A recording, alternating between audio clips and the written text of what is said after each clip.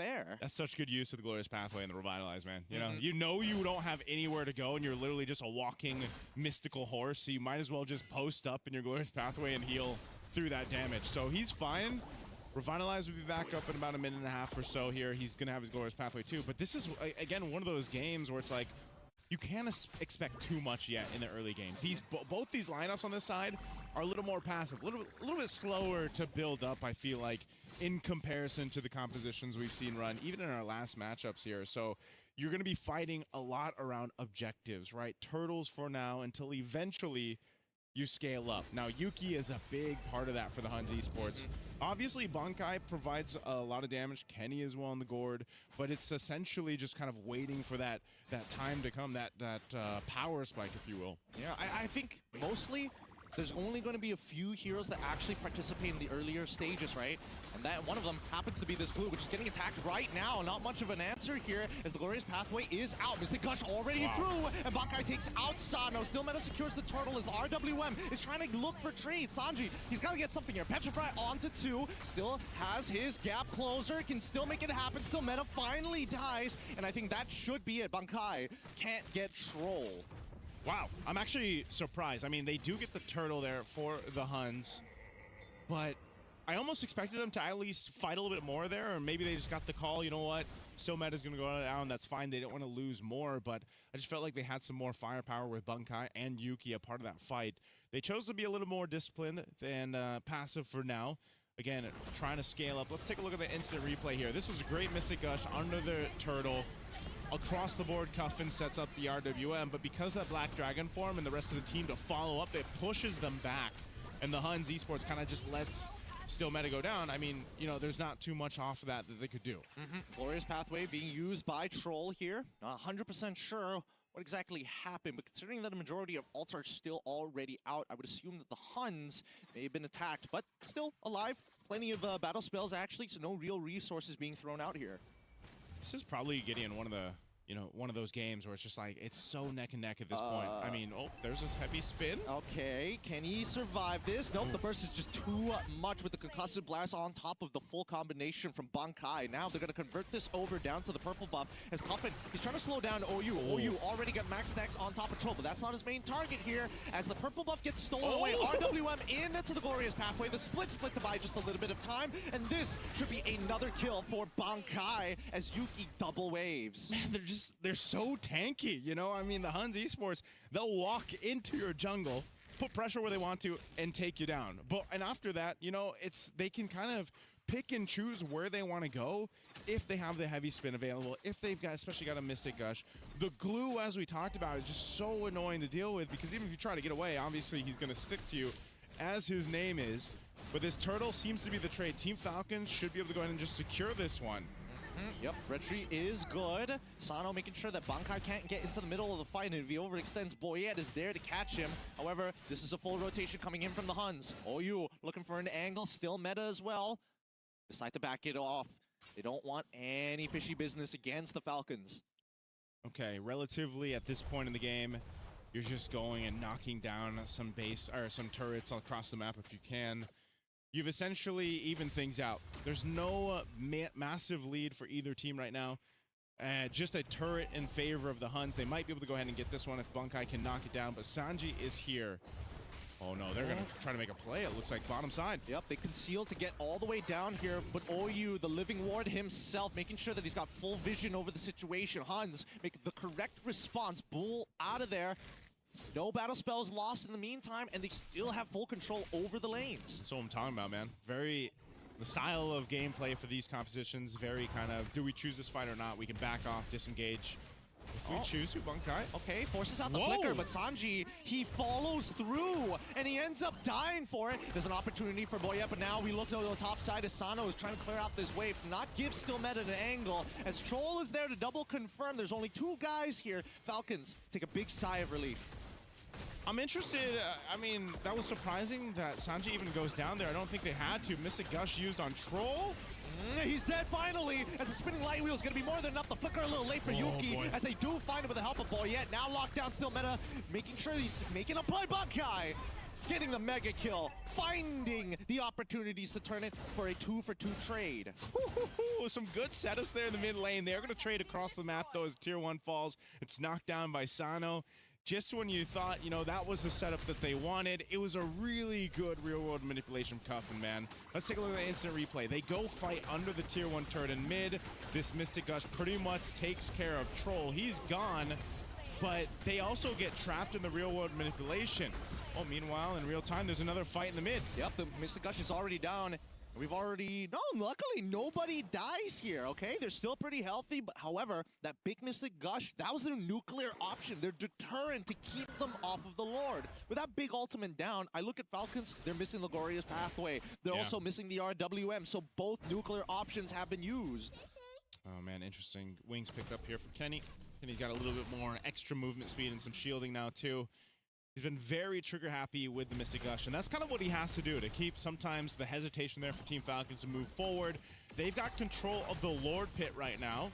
Projectiles being thrown out. There's the Glorious Pathway, though. And now they're looking for a little bit more as the Black Dragon form is already out, and now the RWM, it stopped them just enough on Kai! In trouble, and Sanji takes him out with the shot residue. Still meta, able to get the Lord, but the fight's not done just yet. As they pull on backwards, can they get Kenny? They catch him right at the end. Cuffin comes in for the kill. They're able to get down 3. Yes, they lost the Lord, but they'll take another turret.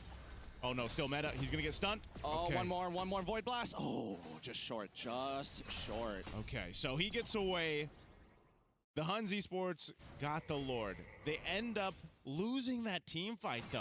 They've got to be able to go ahead and lock down some of the team fighting, positioning, because what they're having a hard time around the objectives is just getting trapped into these little choke points.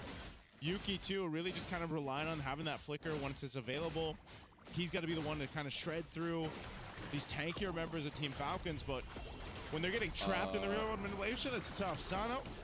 Okay, I think that Sano at this point, there's no point trying to run away. Troll is going to try his absolute best, but he's eventually going to burn down to OU. He's trying to get the reset on the split, but if they can take him out now with RWM, they don't have to worry about it. But on the opposite end, it's not all the same. Sanji end up dying here in trade, so it's still 2 for 1 in favor of the Huns.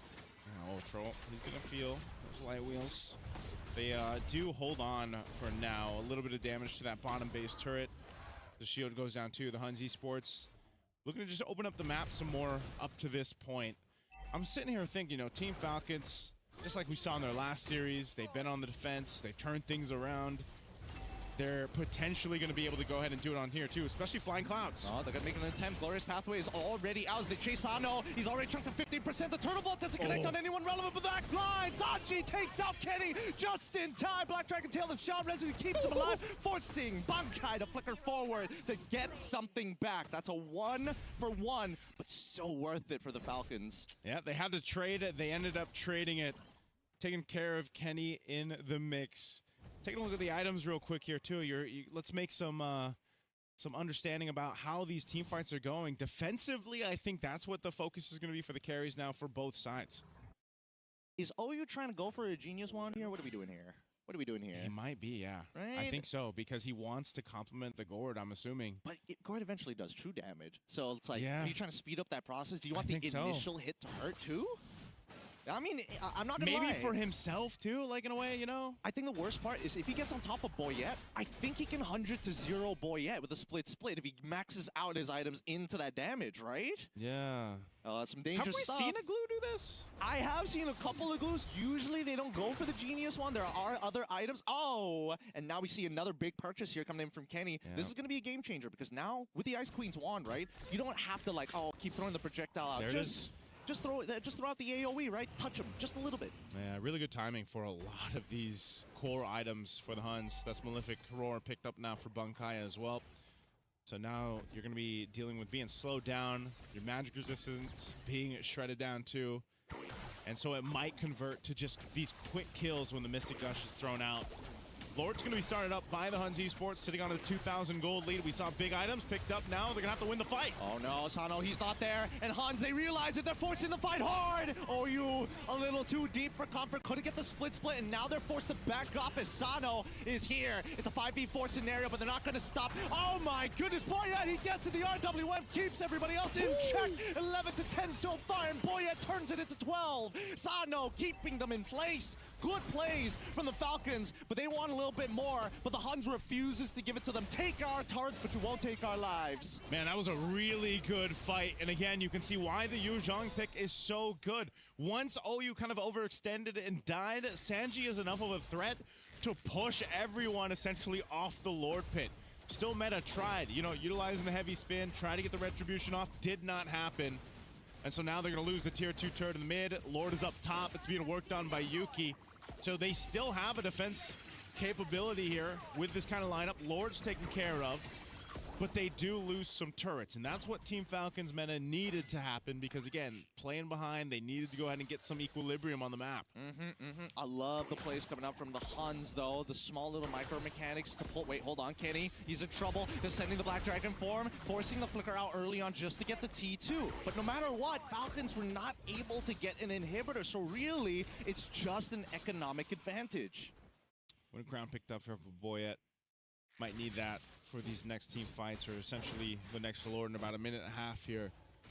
But right now, Team Falcons, I would say they're really showing their team fighting capabilities. You know, that decision making. They know that sometimes, oh, Trolls popping conceal. They're gonna counter conceal as well. So that has been the nature of the game, right, Gideon? It's been either initiate or disengage. It's been back and forth, both sides. But essentially, the main thing for Team Falcons is I feel like they're just showing us more of this kind of team fighting presence that's working for them right now. They know that OU, for the majority of the time, is going to be trying to stick to someone, right? He's going to be trying to, even if it's Boyette, if he can. Boyette's been really good at kind of staying away from that happening. And then if they can cut off OU from the team and take him out, then re-engage. And this is why this usage of Troll's Glorious Pathway is so important, because it's either he's using it to engage or disengage for the team, and that's such a simple ultimate, but it's so powerful in this context. Let's also talk about some of the trigger fingers here, right? What are the big things that we're looking for to connect? And I think number one, it has to be the RWM. It's caught multiple people before, but it doesn't have enough damage yet to 100-0 somebody. Not like Kenny on the opposite side, right? Whoever gets hit by that projectile, everybody's kind of dumping themselves on it. I think... Oh, Divine Glaive too. Yeah, some really big damage. I mean, considering everything, like, Bankai was winning the lane hard. They've reset a couple of times, and now that we're 12 to 10, Sanji is actually caught back up despite the horrendous early game. Yeah, this is one of those things now, too. Now the Divine Glaive is online, the burst damage can be even more devastating for whoever gets caught in it. That's why you see, too, some magic resist items being built up. Athena's shield now for Sanji, as he's a lot of the times up at the front, flying around, doing his thing, trying to set things up to allow that YSS or the Freya here to get in range. So the Lord is up now. They're going to go ahead and just get in position. No one will fully commit to it just yet, because they want to fight for this space here. The Huns might take a different approach. Conceal was used. Things were spawning out, though. This is good. This is actually really, really good for the Huns. Now, they don't have access to global vision. With that turtle boat no longer, and Sano, he clears open the tri-brush, and OU is taking space on that top side. The push and pull is looking very good, as Sano wants to correct that wave down on that bottom side. Top side is currently at a 50-50. Both sides have not prepared well enough for this Lord to stick on it for that long. Yeah, I don't know if they're going to actually be able to go ahead and pull this off, but it looks like the Huns Esports wants to blitz it down. Oh, Troll, he's going to get the first initial stun onto Kenny. The Black Dragon form's already out. Cuffin already dead. Oh, you catches him with the split. Sano now in the middle of the fight, but he's losing all of his health because of the heavy spin. Boyette able to take one. Still meta. Gets another. Kenny takes out Sanji, turning it into a 3 for absolutely nothing. But at least Boyette got the Lord. Boyette got the Lord, but with a carry and the rest of the team here, it's going to get shredded down very quickly. You see him, he wanted to cut the wave in the mid, but not there in time, so now Boyette has to get back to base. as the Huns Esports looking to go further. They still have that cannon minion in the wave here. They're going to push it in. Oh, glorious pathway to slow down that one minion. It's a good idea. However, they need to pull the minions away. Boyet, he's got the turtle boat. He's going to get rid of one more. There's still the cannon there as Yuki takes the tower shot. He's got retribution. He hits it. Unfortunately, he has a sliver of health left. Breaks it just in time. And now the RWM to try and punish as Boyet gets back into the fight. However, it is not enough. Two inhibitors end up falling. Flying clouds. He's going for it. Flickers forward. Not done just yet. The Valkyrie, where is he calling the Black Dragon form? Now just said, you know what? We're just going to get still meta and call it a day. Okay, they got something. The Huns Esports wanted to end the game there, but it was a great defense from Team Falcons Mena. Really good usage of the Winter Crown too to kind of clear things out and stay alive for long enough for the rest of the team to come back up. So the game isn't over just yet, but the Huns Esports really showing that they have that grit to end this game. Think about it, Gideon. I mean, we haven't seen a game go this long up into that 18+ minute mark, almost 20-minute mark. So close, right? I mean, economically, it's pretty much just evens across the board. Maybe not so much between the XP laners, but again, Sanji's value on the Yuzhong isn't so much just the items. It's just the ability to go ahead and push forward and make the Huns disengage a bit with the Black Dragon form. And sometimes if you catch them being overextended, then you're able to go ahead and make something happen for them. But still, the Huns Esports finds themselves knocking down 2 base turrets of Team Falcons. That Black Dragon form can force fights, but it doesn't necessarily mean it's good, right? They got to be very, very careful with the way that they approach these. They're looking to get some of the bigger targets. Man, Kenny is really well protected right now, and I think that's the big issue. Huns, they've got some incredible defense, especially when they're making sure that both Yuki and Kenny stay alive in relevant points. And yes, they do sacrifice a little bit of people to make sure they do so, and that's why we're in 19 minutes. But hey, it's better than losing the game outright. Okay, at this point, you're just fighting for this positioning because in 30 seconds that Lord will be up, and this is a big one for the Huns Esports, especially if they can go ahead and lock it in. Boy, it's been really good, though. This is one of the things about a YSS, you know, that Yi Sun Chin, you're able to go ahead and get vision, but also just kind of swoop on in, get the retribution out. And so sometimes that might just be the winning condition. You know, go get that Lord, secure it, disengage, and then get ready. But the Huns Esports, I don't know if they're going to let that happen this time. They are set up, ready to go ahead and start up this Lord, blitz it down. It's an evolved Lord.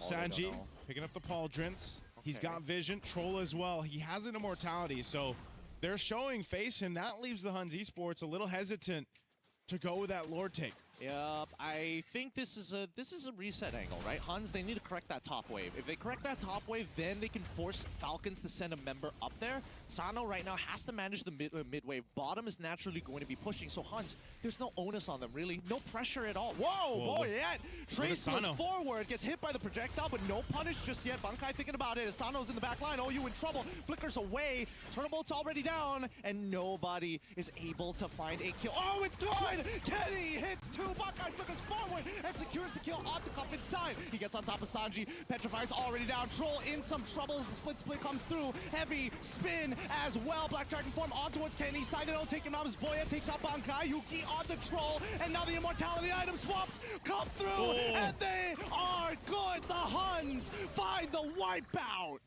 Kenny with the athletic flicker, as I like to call it. He bought the Winter Crown, flickered forward, and picked up immortality. The Huns Esports had a team fight of lifetime in game 1 for that one. They'll take game 1 in the best of 3. Woo. That was a good one, man. Oh my goodness, that team fight, that was brilliant.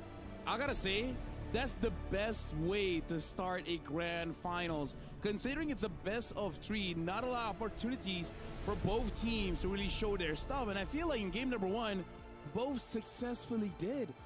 I like that you guys brought it out. Like, we have some long games before, but those long games weren't as close as this. It literally can go either way.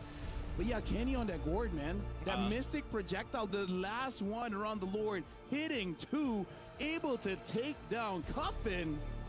Bro, like, game-winning plays from many different members from both teams, but that last play, man. Hey, that last play was so good, too, because you saw Sano.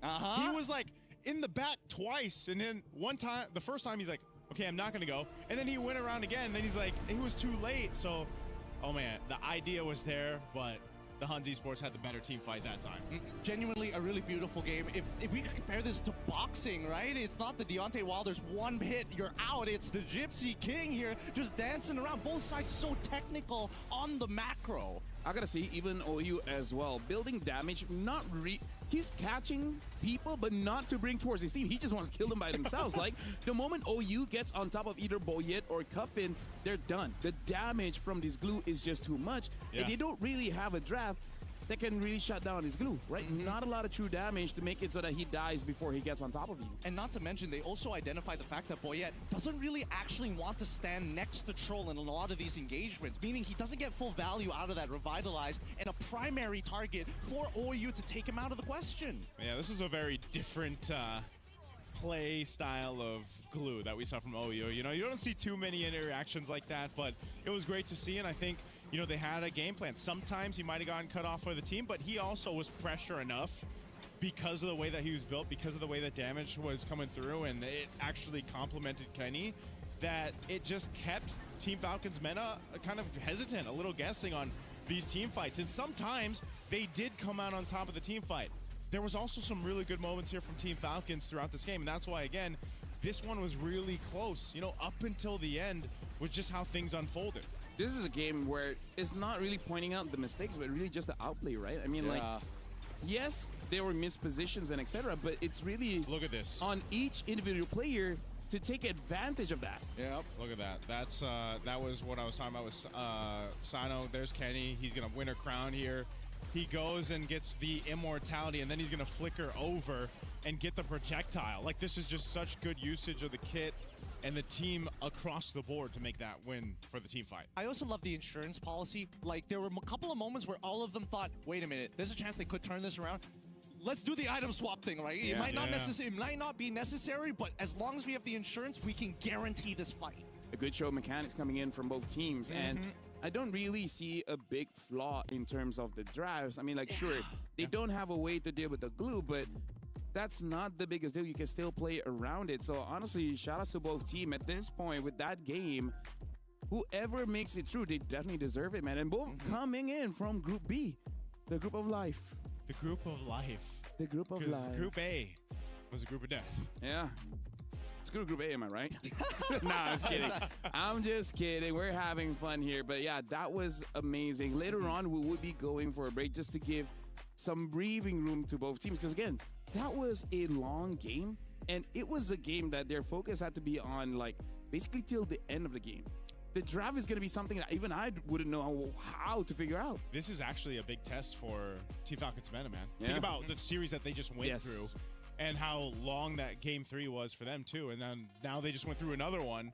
So if you're talking about a true mental test, I feel like this is definite for Team Falcons. Well, we are going for a break here. So I don't know what adjustments will be done, but again, this is for the golden key to get to the main stage of MSC. We'll see you guys right after the break.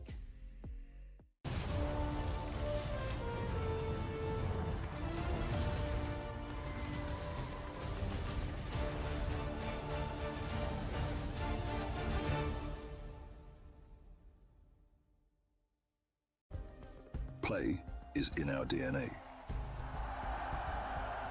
Whenever we let it out, it becomes our superpower. Now imagine an entire city being built to supercharge it. Kadir City, powered by Play.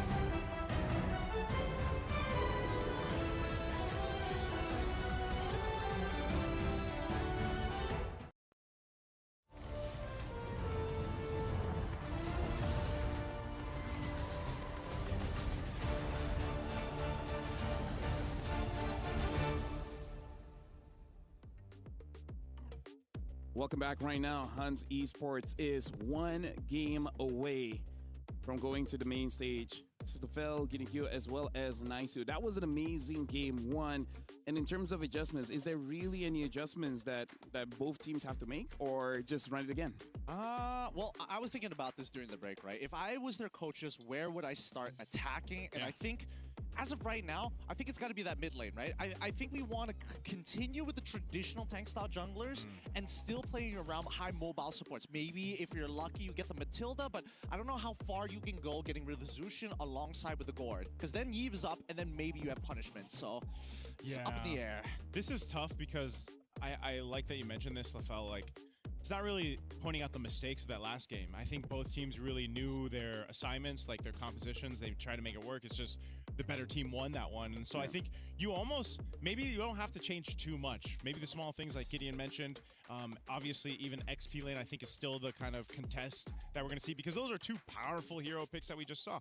Bunkai with the Paquito, Yu Zhong in the hands of Sanji. Maybe that ends up swapping or anything. But yeah, maybe mid lane might be the biggest factor, because even the jungle, man, on Akai and a YSS, I feel like they did their jobs well. Execution-wise, is really all you can chalk game 1 to.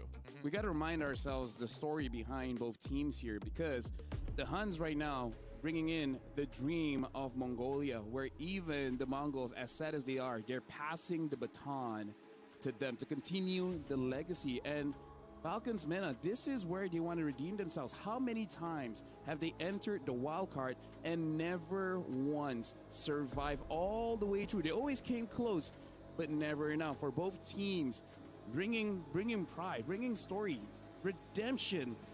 This is going to be a tough one. I do hope Falcons is able to bounce back so that at least both teams can go home without regrets. They got to put everything on the table here. This is match point technically for the Huns. I would love to see this go all 3 games, but I know the rest of Mongolia is like, no, this ends here right now. I would be happy as well for 9 games on the final day, because 3-3, maybe we get another 3. Maybe. Best way to end wildcards, I'd say, because so far this has been a very fun wildcards to get through, and whichever team moves forward to the main stage definitely deserves it, going through this own gauntlet, man. And yeah, I think the Huns, they've been playing out of their minds. They did in their qualifiers leading up to this. We saw that in game 1. They're really good at adjusting on the fly. So I almost expect the same thing for Team Falcons Meta, though. They should be able to do that. They have the synergy. They're going to be on the blue side priority. I'm so happy they're getting Sano off of that Freya. Like, he finds the angles, but I think, again, there wasn't enough, I don't want to say impact, because his impact was definitely felt in that game, and the rest of the Huns had to play around him, but he wasn't getting the profit, right? That's what we need to see. Now that we're looking at the processes, the profit needs to be there. And that's why I'm wondering how much of that first draft was just, maybe the Freya would have went XP, and then they switched it at the end, and the decider was, okay, just put it in the hands of Sano. Because what if it was a traditional marksman against that carry, and not the Freya? Here's the thing. I think the idea of the Freya and Yu Zhong is to take down Kenny, but Kenny, man, that guy is just too good. He's athletic, man.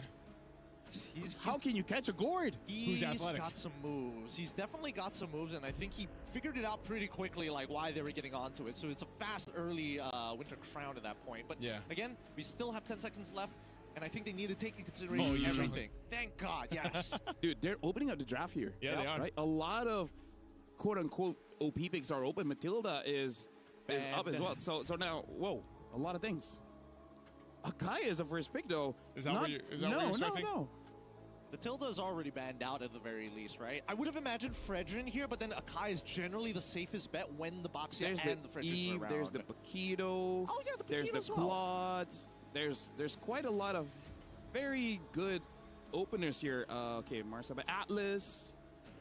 There you go. I almost expected the Atlas to be that first blue side pick, but I think Troll also likes to go ahead and see kind of what's being picked up before they lock in Troll's pick. And so the Akai might just be one of the safer options for them. Now, the Paquito is open, like you mentioned. They'll grab that once again for Bunkai. Oh my goodness, they figured it out. Yes. What they figure out? They've got Phoveus available. This is a free lane. They've got one free lane at the bare minimum. The question is, what's the second question they're going to propose over to the Huns, right? Just be careful of the gourd then. Because I got to say, I like, think they take Gord here, right? yeah, because Hovius is great, but is not without his counters, especially in mid, man. A lot of mid heroes just have ways to deal with the Phobius. Lear, Gord, Yeah. Lilia, Eve, There's the Eve. Alice. Oh, they want Alice more. Okay, so instead of saying, you know what, I want you to win the lane, disrupt their combinations, how about you just engage for us? How about we just keep playing to our identity? We're strong at team fighting. Let's Yeah. double down on it. And I think it's also important to note, just because you know with an Atlas being picked up, more often than not, they're going to be making the aggressive play, right? That's always pretty much what we see with the Atlas. You're either flickering forward or you're trying to get the Fatal Links combo off. Yeah. Well, at least the Atlas, you have another option to kind of catch them off guard too, follow through after the Fatal Links is used. You're fighting around the real manipulation. Like, there's a lot of tools here for the first 3 picks already A lot of AoE. for Team Falcons. Honestly, a lot of AoE coming in from both teams. So it kind of feels like they want to, quote unquote, run it back in terms of the fights. Because, like, I don't know, they want to do that. So now Valentina picked up. Good Valentina pick. Eve as well as Akai there should have a lot of value. What does this leave us with? I feel like for Falcons, they got to ban out the Claude. Yep. Because not only does it counter them, but they don't have anyone to catch, really. Do you also want to get rid of the carry as well, or would you prefer getting rid of the Moskov? Because I think there's two different problems that we have here. Alice can technically sit in front of you for a little bit, but you're eventually going to blow up, but then it's harder to catch the Moskov overall. Yeah, well, I almost took out feel the like, the carry, because for Alice, the worst thing you can experience going up against Moskov pushes away, but against the carry, you just die. Right? Yeah. So it's kind of good for Falcons that the carry is out of the picture, so they don't have to think about that. Yeah, take that out of the picture. Baksho is going to be the man here for Team Falcons. Jungle pick is... I'm wondering where Still Meta is going to go. Is this a... Is it Fredrin? Fredrin should get I banned, would though. say Fred, Gwyn. I don't know, because yeah. he had an amazing performance on the Guinevere. Yeah, both are good, yeah. Back to back, so he has those couple options. So I'm wondering if that last ban will be one of those. Maybe I it's think the it's Guinevere. Gwyn. Yeah, maybe the Guinevere. Wait. I feel like Fredrin, just because the combo with the Paquito, the Atlas, the Valen, quite a lot of CC there. Wait, did they miss their ban? What do you mean? Oh wait, no. Sorry, it was red side first. My Yeah, bad. yeah. Sorry, I'm being the one colorblind. All right, Cho gets banned out here. Come on. Oh, the Harith instead. I was expecting the Guinevere, or the Fred. I was thinking Guinevere for sure, because Fredrin's at least a lot more manageable when you already have the Akai. Yeah. And since they banned out the Harith, it's a free take on the Claude for the Hunts. Okay, Moskov as expected. What is this last pick going to be? I still feel like they're kind of lacking damage. They could go for glue in this particular case, but... Maybe even Khalid if they just want more damage. Yeah, that's what I'm thinking. I think Khalid. I'd rather see them on the Khalid than the glue here. Yeah, and then just overload them with ults already. Yeah. Because, then it kind of makes it a little bit more difficult for the Valentina, too. Like, oh, which ultimate do I take? Yeah, there you go. All right. Khalid picked up. So, Fred or Guinevere? I feel like Fred, but definitely can see a world where... Honestly, both is okay. Yeah. It's just that synergistic-wise, quite good for the Fred. I was going to say, I think Fred, now that we see those last two picks come in, is better. I don't know. Still meta. He might have something up his sleeve on wanting to pick up a Guinevere. Maybe he goes something entirely different, but I just think Hopefully the not. This is match point. Yeah. They could just end this now and go to MSC. So that pick is super important for them. They cannot botch this. They cannot botch this. Yeah. I don't know. I don't think there's like a real quote-unquote great pick here, especially when we're talking about the jungle. Nothing really solves every single issue. You're only going to be able to solve a couple at a time. Yeah. Oh, Gwen. Guinevere. All right, comfort. It's comfort. They go for the Gwyn here, and I feel like for Falcons meta throughout their run here in the wildcards, this is kind of the signature that they all gotten throughout this last 4 days. The same for Hans here. So far, Hans is 1 game up, 1 game away, securing their slot in MSC. So, gentlemen, take this one. We saw game 1 go pretty long. Yeah. And it went to a mechanic battle. We'll see whether this one will be the same. We're going to find out here. Welcome to the caster desk. It's me, Naisu, and Gideon to bring you potentially the last game for the wild cards, unless Team Falcons Meta has brought a draft that will extend the series, make it 3 for 3 for 3. 9 games, hopefully, today for the wild card. Hopefully 9 games. Let's check this off the bucket list as we start heading on into the land of Dawn. The real question here, that slight adjustment coming in from Falcons Mina might give them enough of an edge. I'm thinking about the early game. I'm thinking about the way that they actually want to move across the map. And honestly, Troll on this Khalid is a great pick for a lot of the early game scenarios. Yep, Troll doing what we expect with the Khalid. And he lost all his life. Yep. This is one of the strengths, right, of a Khalid roam pick. And I would say this is definitely comfort for Troll, obviously. You go ahead and you try to delay what you can. He's going to get knocked in the air, though, so he's going to want to go ahead and be a little careful. Obviously, he's can heal back up once he has that quicksand guard and everything else. For the meantime, it looks like Troll already used his regenerate, right? Wanted to go back, but Boyette's actually saying, no, let's actually contest for this, right? Kenny's a little low. He just hits level 2, and Cuffin, he's trying to freeze out this wave as long as possible, and Boyette will take the Litho Wander. Ooh. Oh, the flicker coming in from Troll to get Kenny. Forces out the battle spells from either or. Oyu now also forced underneath turret. Oh, yeah. Sano really low, too. Losing that lane up to Yuki for now, but I was expecting, you know, I was like, Kenny, you're really low on HP. Do you want to take the risk of being that close up? Well, he burned the flicker. Troll also used his, so at least no one goes down in that exchange. They go pretty much reset for now. And now, leading into what essentially will be the first big team finder skirmish that we see is that first turtle. You see both teams just kind of duking it out in the mid. Still Meta's around the corner. He's going to go for the spatial migration, or does he wait? Yeah, really good call here.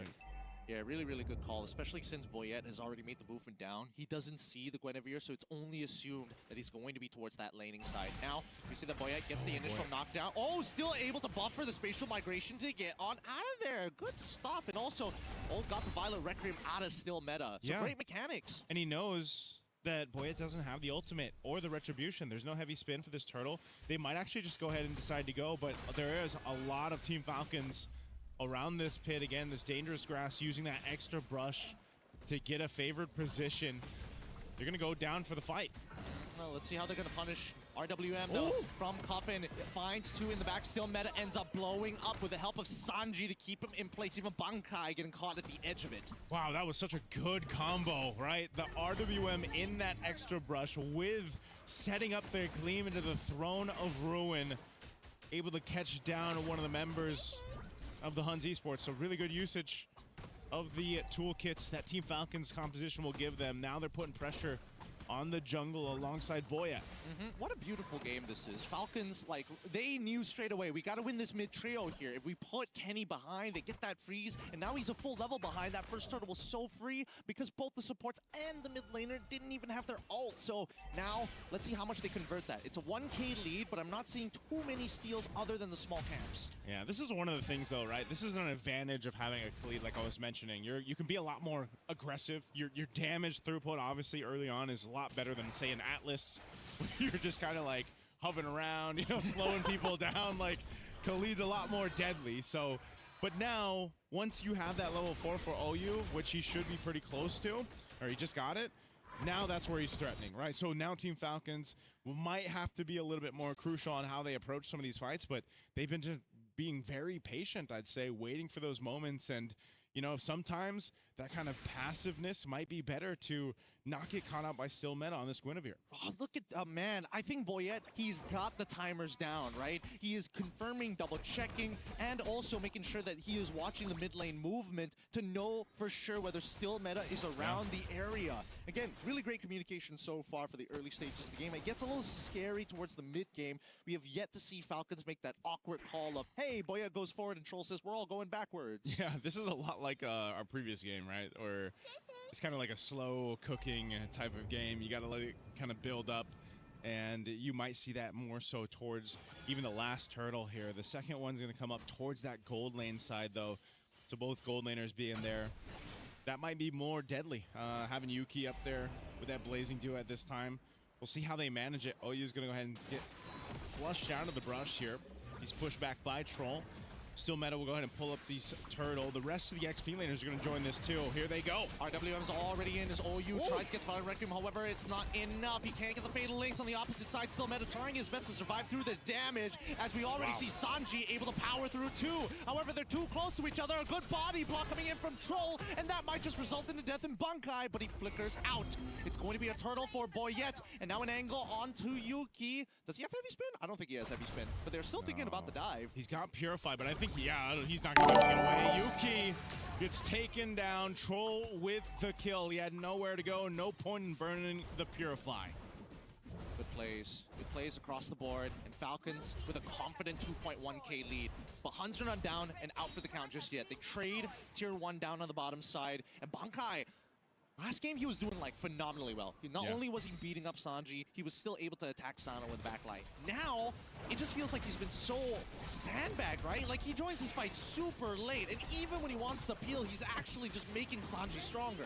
Yeah, it's one of those things too, where just the kind of power spike with the Alice is just you feel it a lot more, right? Sitting on those 2 kills. Oh, hold on, mid. Heavy spin into the RW, and it's going to be enough to find OU, man.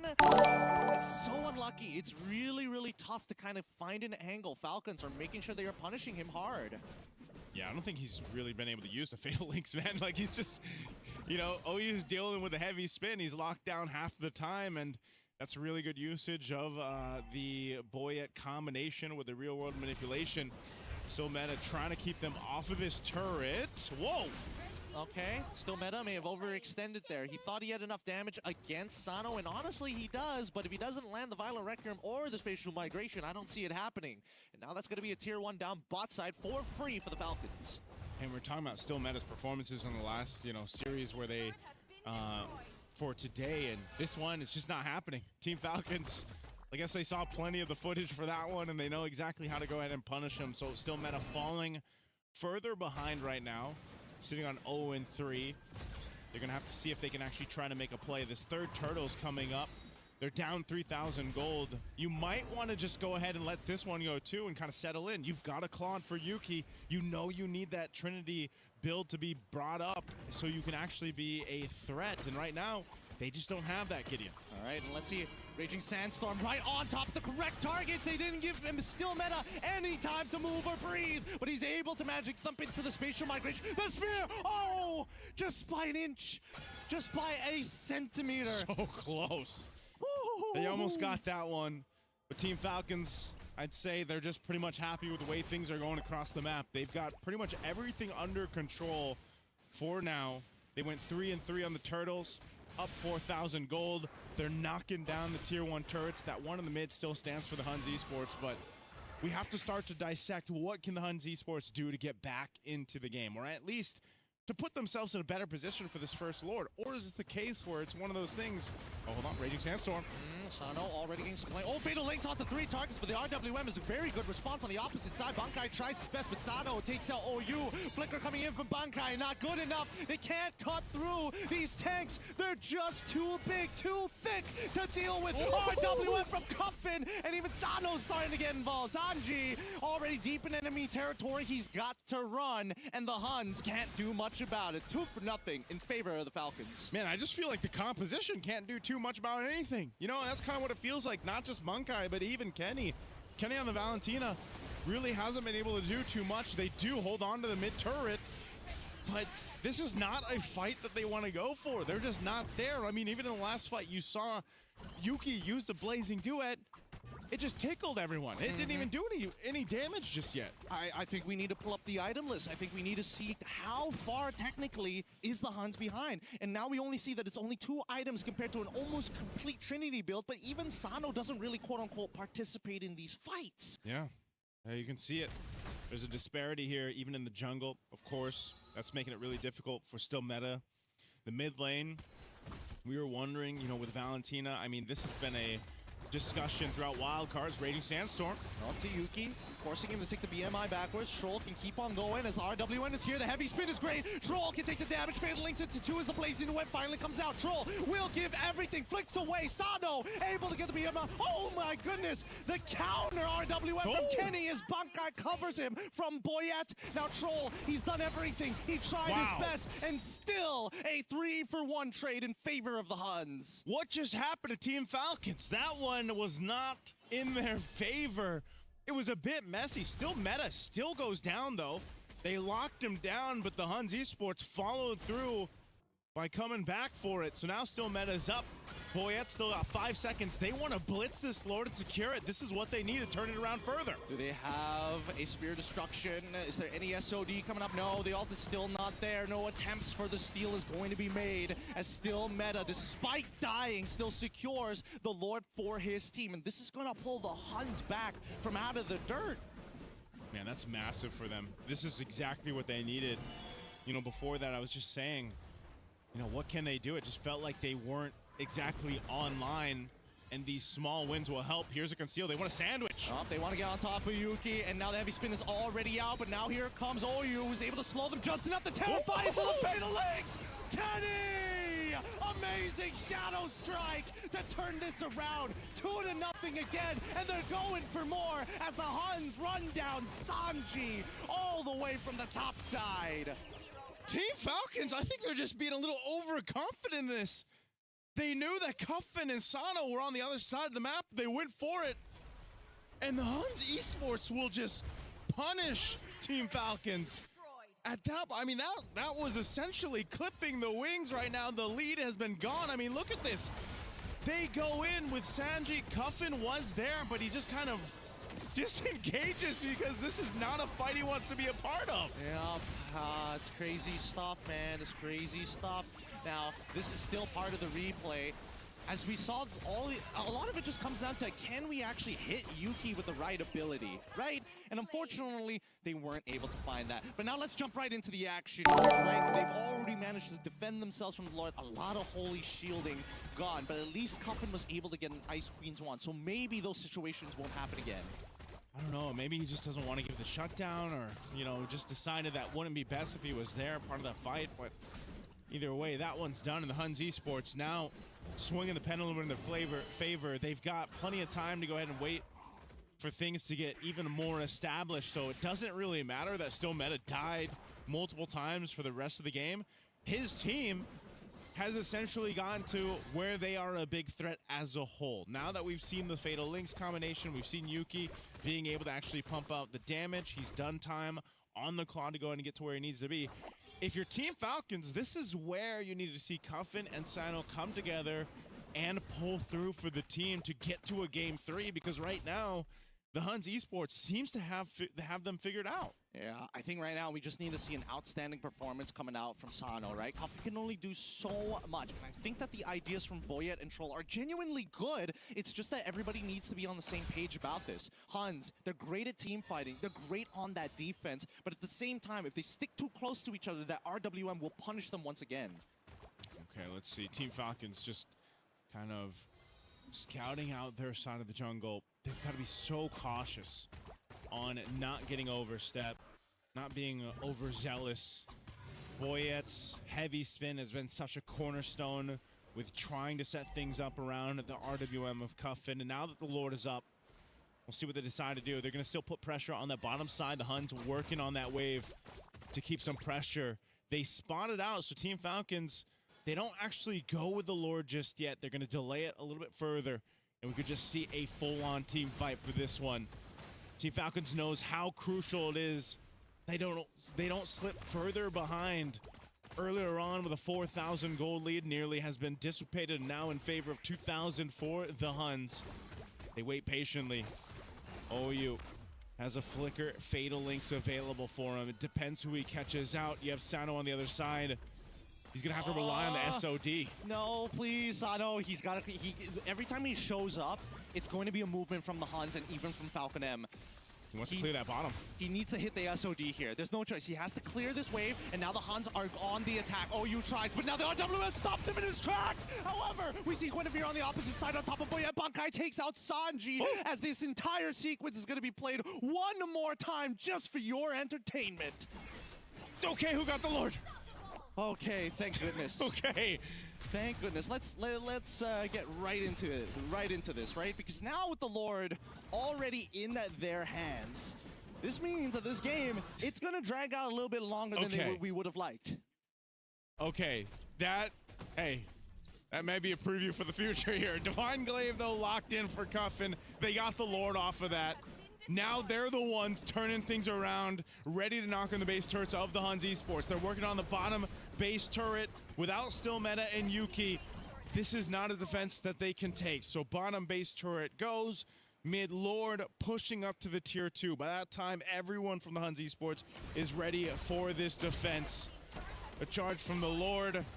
Does Team Falcons look to end it here? They're gonna make the attempt, but first OU, he's going to look towards Boyette. He's trying to force out the heavy spin. Oh, Yoki gets blown up by the RWM into Sanji's engagement. And this game should be done for. 2-0 as Falcons go straight for the crystal. Oh, you're going to make the attempt here, but he already used his fatal links. He's just there for an extra body as Bankai tries. The spell vamp is good, but not good enough. The stolen heavy spin to clear out the rest of these minions. But it's just one man. We go over to a potential game. Hey, hit the base, man. Hit the base. I'm trying to set this up for you. There we go. A game 3 for Falcons. Don't know why they hesitated there at the end.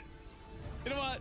You were just spitting out so well, Gideon. They wanted to hear some more, man. And they're like, keep glazing us. Keep going. Keep going. They needed to because that one almost slipped out of their hands and went to a sweep to the Huns Esports. We wanted 9 games, and now we're going to get 9 games today. And I really feel like they got to brush up on some of that communication because, yeah, that fight up top, I didn't catch it. I don't know whether the Eve just, like, has no more mana or something. That's why he had to retreat, but that was very questionable because it's understandable what Falcons want to do. They have a lead. Yeah. They want to extend it before it becomes a problem because the longer the game goes, the higher the chance of a comeback is going to come by. But either way, right now the score is 1-1. And I gotta say, it's very scary for Falcons because, like you said, it almost slipped through their hands because Huns is one of those teams. You can't make a mistake in front of their faces. They will find a way to capitalize and make into a game-ending play. Yeah, I really hope in these in this replay and the highlights, we get to see what kind of happened and unfolded in that one Lord take, right? Because all of a sudden, Still Meta and Yuki were gone. Lord was secured by Team Falcons. It might have been just Boyette able to go ahead and get the favorable retribution, obviously, off. But, you know, that's one of the things. It's down to those minor micro moments for these two teams here to get to the next stage. And one mistake, that can cost you. You know what? I do want to talk about Cuffin's performance with the use of the RWM, right? Because I was trying to figure out who technically, besides Boyette, could stop OU from actually getting into the team to go for the big fatal links. And the adjustment from the side of the Falcons after the first attack and the turnaround with the fatal links, they said, you know what? We're going to use the RWM to deny you from getting in on us when I see you start separating your body. And again, Sano with the Moscow, one of his best heroes, hitting those SODs, having a good time in lane, even though, okay, hold on. Cuffin has a lot of mana. Honestly, I'm not so sure why all of a sudden he just dipped. Yeah, like right here. I thought it's dangerous, sure, but you can still poke. But he has the RWM too, so I think he saw Kenny with the Raging Sandstorm and was like, there's a good chance, even if I drop this, I'm not going to get any damage down. I'm going to get hit, and then I'm eventually going to die. But the thing is, he has a flicker.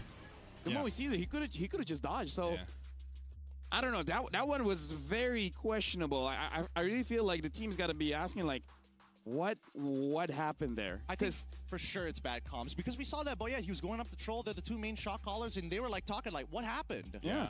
And that's why I think even at the end there, that hopefully they can go ahead and sort out some of those comm issues, because if it's them or if it's the Honey Esports going up to the main stage, they're going to have to go ahead and kind of alleviate some of that those problems. Because that is not something you want to see in the grand finals, which we are going for a break. When we return, we'll finally know who goes over to the main stage. We'll see you guys right after this.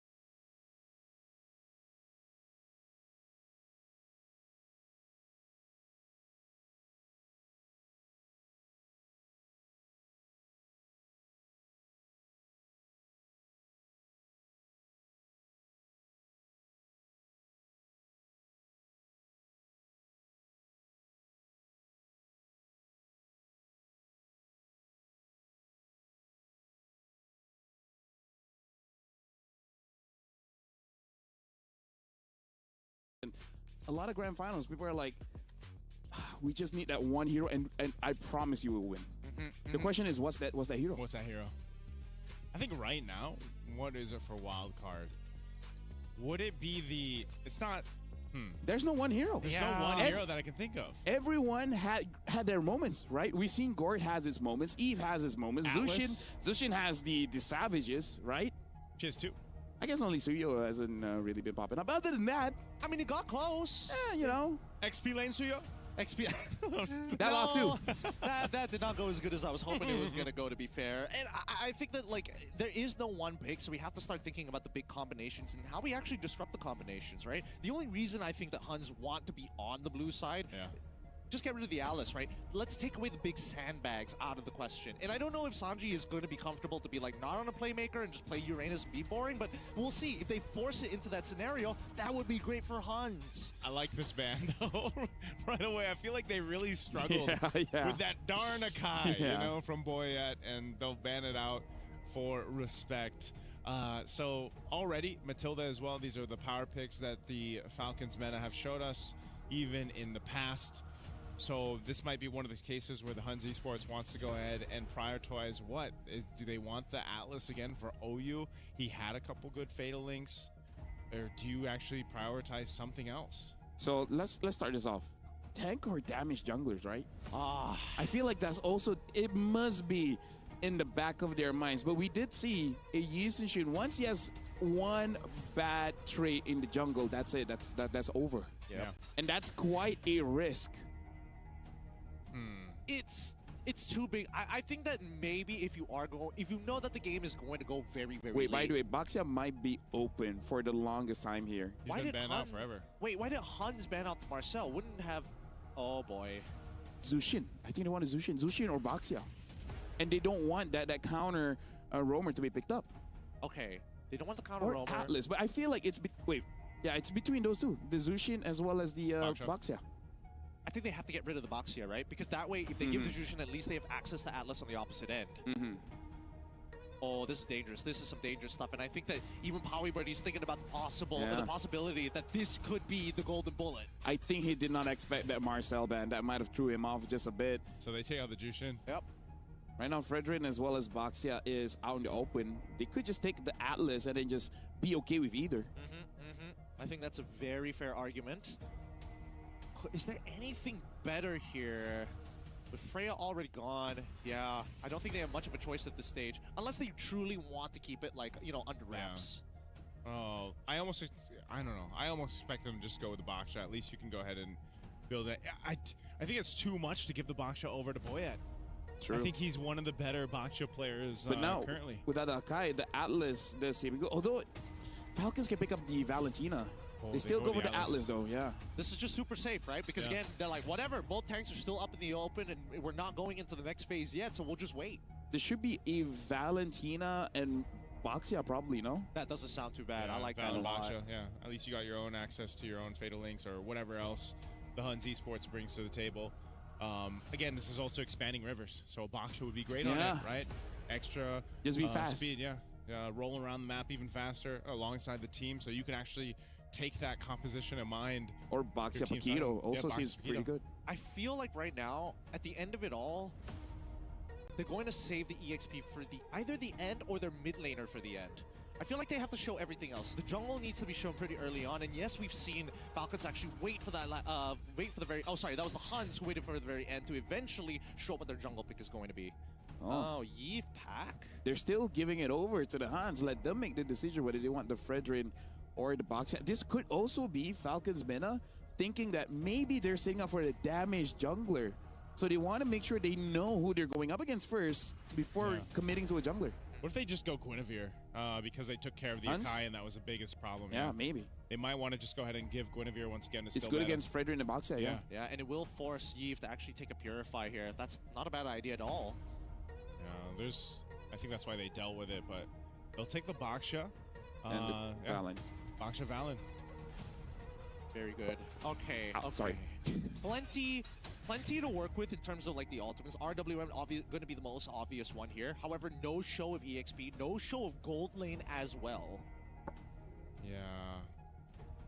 XP, what do you want to do against the Paquito? Because Do you want to pick up a carry here for Falcon, or just take the Moskov before it gets banned? They pick up the Cho first, and again, this is the hero that the troll basically just snowballed the game out of control for Falcons in their previous match. this is the hero that Troll, I feel like, was first introduced to a lot of the world audience when he first picked it up, and people realized that, you know, this man is definitely solid on the Cho. So that's why I was saying, you get in this position where it's down to one game. Yeah. You want to go with some comfort across the board, and Troll can be that guy on the Cho. But as also we've seen with a lot of Chos in the current meta, that if you are just stopped in your tracks, you can't get the setups you're looking for, you can actually be a big backfire to your team too.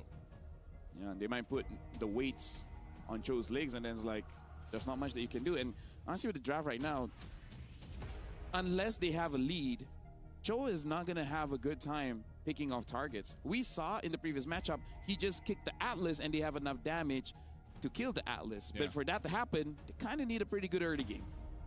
Okay, Arlet, Yusong bans.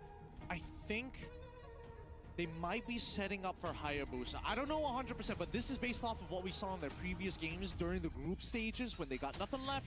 And That third ideally, pick. yeah, that third pick, we go into that Hayabusa. I was thinking whether or not a Suyo would kind of fit into the Yi Sun build, Shin. but yeah, even a Yi Sun Shin, but I think there's not enough pressure. They gotta make sure that they at least win out that mid trio. So take a gold laner first, perhaps. Which I guess the Claude is still open. Carry is also pretty good with the Boxy as well as the Atlas. Yeah, I think they go carry here just for that. Oh, they have a Cho shred, too, so Yeah. that'd be great. Go with the carry. They're gonna go Still Moskov instead. Okay. Comfort. And a lot of crowd control. Look at the lineup from Falcons Meta here. Basically every single hero there has some form of crowd control, and now the Lapu gets picked up as well as the Harif. Surprised that they didn't actually want to. It looks like they just want to go for early game, and I think Yuki was one of the Harif players in the wild card where he basically skips the Feather of Heaven. He just creates the Swift crossbow, and the rest just go on pure damage. Yep, Yeah. and I think it's pretty good. It's a good adjustment considering that now Harith, it takes a little bit longer to get the infinite dashes with the Zaman Force. You still have to wait that 0.5 seconds between each of those dashes, so it makes it a lot of sense. Honestly, I am looking forward to it because I tried Balman. The clear speed is hella good, and now they switch up for the physical down on his second skill. You can deal with the box, you can deal with the Atlas. The shred from this Balman So is something we got to look out for. it's interesting, right? The shred.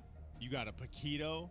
You got the Moskov and the Cho. Like there's a lot of physical down, right? Yeah. Shred through that armor that is gonna highlight here. And Balman, you only need one thing: your team to have a lot of crowd control, and then he smashes. With that, this is going to be the final game.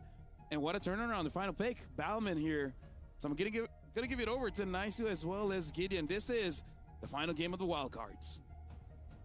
It comes down to this one game for both these teams here to move forward, get that golden ticket, that golden key to get to the main stage of MSC here. And talk about wild, a Ballman in this pickup for Team Falcons. We'll see if that's going to go ahead and carry the Falcons forward, or will the Huns Esports make it through with a lineup we've seen similar before, but the box are now in the hands of Still Meta. It's interesting. I would have imagined that Boyette would have started on the opposite side to play for the strong lane, but right now, early trades forcing Kenny out again.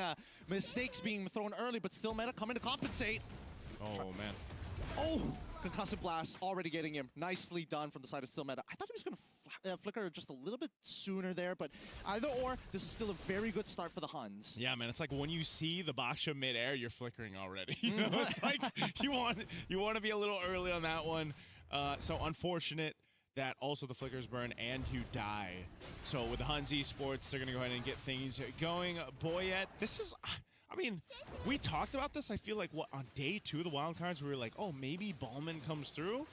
And now that you essentially are going to see in the hands of Boyette, this could end up working really well because your early damage is already pretty good. in the mid lane, but also having Troll, for example, on this Cho, there's potential for you to get some good pickoffs even before the Way of the Dragon comes through, or once you have it, even more so. We also talk about the response from Boyet after seeing the Boxer show up into the mid lane, notice quickly, hey, he doesn't actually have his purple buff, instantly goes for the invade after. So just really on the ball here for Boyet. Yeah, good usage there, good game sense. So meta, obviously, level 4 anyway. Just going to be able to go ahead and do what he needs to do. The Turtle's coming up here in about 8 seconds as they get in position up on that top side.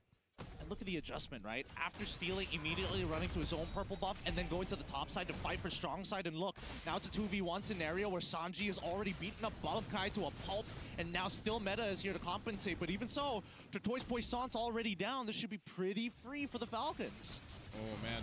Okay, Turtle up. Boyet's going to go ahead and do that. Rest of Team Falcons will go ahead and zone out the Huns. Whoa, Sanji. RWM also going to get called down here. They probably should have gotten the RWM down first before they call Sanji to flicker forward. But hey, that's fine. They still get the Turtle. They got everything that they were looking for. Yeah. Troll nearly there on level 4. Good decision there for them not to kind of get overstepped and go for too much. Again, they want to go ahead and build up, get things going. Now that Troll's level 4, they'll look for the picks. He might run into the rest of the Huns. Oh, and he gets... Oh, the flicker just in time. Nicely played by Troll. And he also had the third hit of G couldn't go, just in case. Boyet doesn't get the steal, unfortunately, but he did have to commit his ult. Even so, he still has an EXP lead over still meta. Yeah, it's just a bit.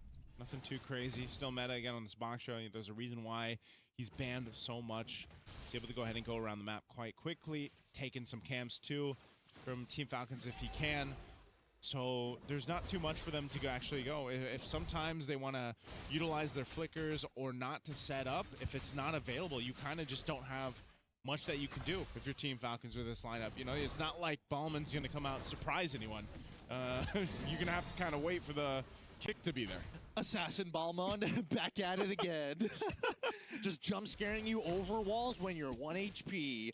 Now, as we see this game continue to progress, despite it first blood going over to the Huns, the gold is actually dead even, right? Like the amount the side laners from Falcons is actually winning their lanes and actually absorbing a lot of these crabs is honestly keeping the Huns in check. Yeah, keeping them in check right now. Retribution used, still meta. He's catching up slowly, man. As said, you kind of expect this with Baksha to be on your side of the jungle. Boyet's going to go for him. They've got the kick available. There's no flicker here for Troll, but they might want to try to collapse down on Bankai if they can, or at least burn a battle spell. Turtle's coming up. They can make their way there for that. It looks like we're going to just see the next team fight for this. Sanji, though. Okay, Sanji, fortunately, has to get on out of there. The stolen RWM was used, and now the counter RWM from Comfort only catches onto OU's side. Boyet doesn't find the execute, unfortunately. That's going to be 3 really big ults compared to 2. The ult economy looking just a little bit better for Falcons. And kind of weaving through these fights with ultimates. Battle spells too. Fight for the Turtle, though. Second one of the game. Here comes the attempt. There is no Fatal Links, but now the Zaman Force as well, as Yuki able to try and make things happen. Still meta finds one as Troll gets the Way of the Dragon onto Kenny's side. However, the Zaman Force has not ended, and Boyet finally collapses. Yeah, that's too bad. Again, there's not much to do as a Ballman, but now still meta. Doesn't have the kick, so they can't really follow through on this. However, they do have the bravest fighter. That does mean that at least purple buff steal coming in from still meta. Now he overtakes it. Okay. That's what as you saw in that Turtle fight, man, that's one of the things about Boya. It's like, you really only have a dash. If you get trapped into a choke point, you're not going anywhere. That's one of the weaknesses, obviously, in comparison to a Baksha who, you know, you can jump over walls. And, yeah, you have enough time to send your postcards off to loved ones as you're just taking the damage. I mean, really, it's a tough position to be in here, and you can see the lead from the Huns really being distributed well amongst their members, even for someone like Bankai, who is having a bit of a rough time in the lane, but these team fights have pulled him back into equal footing. Yeah, this is one of those things where, again, battle across the map. Troll's going to be forced out of that brush. And, you know, fighting for what you can control around the map. This is where, you know, some of these tier 1s come into play. It's one already knocked down on both sides. but just kind of holding it steady. There's not too much that even the Huns want to do right now. They're just kind of slowly building up on this lead. Kenny's been holding on to that RWM against Cuffin, and he's getting pretty good usage out of it. And as this builds up, you can even play it into the final slash, have that Zaman Force there too. I think they have just really good control when it comes to objectives, and that might be a big problem for Team Falcons around the Lord time. Troll once again really looking for one of these members that he can kick, but that's the thing. Who is it? Who is going to be the one that you can kick? Yeah, I mean, look at the amount of space that Huns are, again, not only trying to take away from the side of the Falcons, but Falcons are trying to clear out their sides of the jungles before Huns can even take any gold. And now the Guia the Dragon from Troll into the Fatal Links coming in from Oyu. Kenny, he's down low, but he's also got to counter RWM. He won't be able to participate. Wait, Kenny, he actually wants to be a part of this. Bravest Fighter coming out from Bankai's side, and Falcons, they've got a majority of the resources down, and now the solo RW comes out. Kenny is doing it as Sanji's trying to break it out. Bankai, again, with his Bravest Fighter, has already zoned out too, but that's going to be still Meta who finds the kill onto Troll. Man, that's just how, I guess, the game plan of the Huns Esports, I actually thought they would just completely disengage off that, knowing Bankai was low, Kenny was low, and I expected Team Falcons just to get the turtle, but instead they end up getting caught in a fight against the Huns, and they lose it. And they could potentially lose more. Yo, Sano in trouble. Here he comes, the Atlas, right on top of Sano. Oh, regenerate before you flickers forward with a Fatal Link to secure that kill. And Boyette takes out Bankai. 2 members left, and Oyu just has to say goodbye to still Meta as he takes it from behind. Okay, I don't know if that's exactly necessary for the Huns Esports. I get, in theory, they wanted to get more. But in between 2 turrets at that point, the tier 1 and tier 2, this early on, 8 minutes in, it's not going to go too well, right? But essentially, they still hold on to a bit of a lead against Team Falcons. Boyette's going to go ahead and take his purple buff after still Meta gets taken down. Let's take a look at the instant replay for this one. Again, they initiate this. They don't even have that many ultimates really available. Yuki was on Cuffin, but he's just too low to be a part of this. So it just seems like, again, what was the fight there for? Really a bit of an ego challenge, and most importantly, just to put Sano behind even further, because now Sano, Yuki already had a slight lead against Sano, but the EXP is still in Sano's favor. So really, it's trying to even that score just a little bit at the cost of their EXP laner, which is a little sad, and not to mention also Oyu, but at the very least, they haven't dropped the lead just yet. 400 gold. It's small, but it's something. It's something right now. Looking at Boyette's build, too. He's got a Radiant Armor. He's building into his next, so a little bit of a Molten Essence there, too, to help him even further farm against this Baksha. But, you know, he's eventually going to be tanky enough, too. Yeah, there's the build. Look at the difference for Yuki. Dude, I love the fact that Yuki is like, man, I'm showing off this new tech, but I got to make sure I buy my leather armor. I need the leather jerkin. Boys, the leather jerkin is the difference maker right now, even though my boots are complete. Don't worry about it. Don't worry. I just need just a little bit more armor for those concussive blasts, even though it does magic. But 4 seconds left. The Lord's about to spawn. Yep. At least they're setting up the waves. Setting up the waves right now with this Lord up here. Yuki just picked up his Holy Crystal. There's 2 Chastised Pauldrons for Team Falcons picked up, too. So defensiveness in tow. Nearly half health on this Lord here. They're fighting for that space. Still Meta will go ahead and jump forward. Bankai already using the Bravest Fighter. He's trying to look for an angle to zone out. Gets the stun onto Boyette, but he can still get into the pit. He gets in and secures the Lord, no problem. RWN gets canceled out early on as Kenny still holding on to his. Ends up dying regardless. With that, Sano able to clear the rest. Falcons try. Yuki gets Sanji, and Sano, he needs to get back in there, get in the fight as they're trying to disengage. Huns finally out of there. 3 for 2 trade in favor of the Falcons. Oh man, 3 for 2, but this Ballman just dancing around the jungle. Still Meta will be able to get his buff. But with Sano still alive and Boyette, that is just too much heat to handle. Now they have a Lord marching up top side. Team Falcons has been through the gauntlet, man. Even today alone, they got themselves the objective. They're playing around this Ballman, but that fight, honestly, could have almost gone over to the Huns. It really could have. It really could have. Now, They got to open up the map and really take advantage of these Lord-empowered minions. They still have Lord on that top side. However, it's collapsing from every single angle, and the Huns don't want to spread up too far. The majority of the members of Falcons already taken the T2 down on bottom side. As top side gets revealed, the Huns have all the information they need. All right, Lord dealt with by Yuki. We already saw a preview. Yuki's damage is online, especially when, like I said, he picked up that Holy Crystal before that fight broke out. He's in a good position to go ahead and fight into the fights. Now, conceal use. We'll see what Kenny continues to do. You know, it's pretty much the RWM. They want to go ahead and fight into that, but they just need a little bit better timing, I'd say, on their choices of either initiation or, you know, pulling back a little bit when Team Falcons tries to go forward. Like you mentioned, the bravest fighter sometimes used pretty early on by Bunkai, but it might be one of those cases, again, now that your damage is getting online, you're getting to that point where you're hitting that power spike if you're the Huns Esports, you're relying on OU to get this setup going, because looking at even the damage charts, there's quite a difference there across the board. Oh, okay, an SOD to double check the position on this purple buff. Did he get He that? did get it. Oh no, Yuki got it. Wait, did Yuki get it? Wait, yeah. Yuki got it. All right, all right. Yeah, yo, Sana doesn't have it. So. Yeah, that's a little unfortunate. But hey, he still checks it, right? 44 seconds until we see the next Lord actually spawn, and at this point, I don't know. I'm a little nervous, right? Because Troll has been doing phenomenally. He's been getting some really good kicks in. He's been delaying the opponent so many different times. But what they really need is to not show Cuffin. They need to deny Kenny from getting the RWM.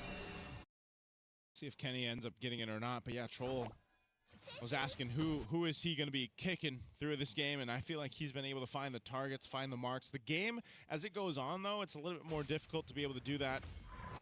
OU as well, and so Yuki, you know, so crucial. You know, we saw this in the last game where sometimes Yuki getting blown up so quickly. Once you lose that firepower, I feel like the Huns Esports lineup is just, you're lacking a lot. And so with this, Lord is up. Team Falcons will go ahead and blitz down the Lord. Half health already. Bunkai's given the information, but Boyet quickly secures it. Still Meta getting a bit distracted, and now they're forcing the Fatal Links onto one. The stolen RWM as an attempt as the kick comes through, and the Salmon Force. Yuki's dead! Cuffin finds him, and now the rest of the team's in some trouble as Bunkai, already in all five, tries his best to take out Sano, but it's a little too late. He gets pushed on backwards, and Sano going to have to recall 2 for nothing, but every battle spell under the sun being exposed. Man, again, Lord secured. The Huns Esports a little hesitant to be in range to contest the Lord, ends up biting them in the behind. They lose Yuki. As I just said, you know, Yuki's positioning in the last game was something to take note of, and now he's just been locked down by Team Falcons. He's going to be back up for this base defense. We'll have to see it. Fatal Links should be up here shortly. They're going to have to hold this push in from the Lord as it charges into the mid turret. Takes it to half health. They're trying to defend. They get the kick onto Still Meta. RWM from Cuffin is going to be enough here as Boyet takes out Still Meta with the execute. OU thinking about it as the Salmon Force has already been thrown out. No more Fatal Links. He's still on cooldown, but that's 2 inhibitors already broken, and a moving empowered wave coming through that mid side. Troll misses the opportunity for the third hit, but Bunkai is able to trade at the cost of his flicker. It's a good defense, but again, big spells out. Cuffin looking to be traded out, and there we go. Yuki, he finds one. He wants to extend it, but it gets only the orange buff. Oh man, Yuki's damage is there. It's just, again, they have to get positioning in favor for them. They defend the base, man, but half health on that bottom turret, and it's nearly gone. And they've only gotten 1 turret in this game. Even if they can defend like that, they need to start opening up the map a little bit more and at least be in a position to fight the next Lord fight. They were too late for the last one. This next one is crucial. We're talking about a Lord to win potentially the wild cards and move on forward. They've got a minute to get prepared for it. Looking at the itemization, things are where they need to be. Still Meta is down against Boyet on the Ballman in terms of gold, but that's not so much to worry about. Still Meta is still able to go ahead and contest if he can just be there for those Lords. Yeah, what I'm worried about is like right now, the shred is actually gigantic from Boyet. Like, just standing within that world for a couple of seconds as you get shredded. Sano at full stacks is doing real damage on top of that missing armor. It's almost as good as true damage at this point. But now, here comes the kick onto OU's side. He flickers away and quickly, okay, SOD and as well as RWM being expanded here. A little over the top, but there's still 18 seconds left for the next Lord. Yeah, they can stall that out. Again, they can play the map too. They've got pressure cross map if they want to go ahead and try that way. Wait up for these ultimates to be backed up. You know, on the other hand, OU doesn't have a flicker. There's no surprise that he's going to be able to pull off if they go for that that play around this Lord. Wishing Lantern 2 picked up for Yuki, so even more so will his damage be a threat. And the Falcons, they'll take their time with this. The Huns Esports are in a tow. They're in range and position. Troll has a flicker available.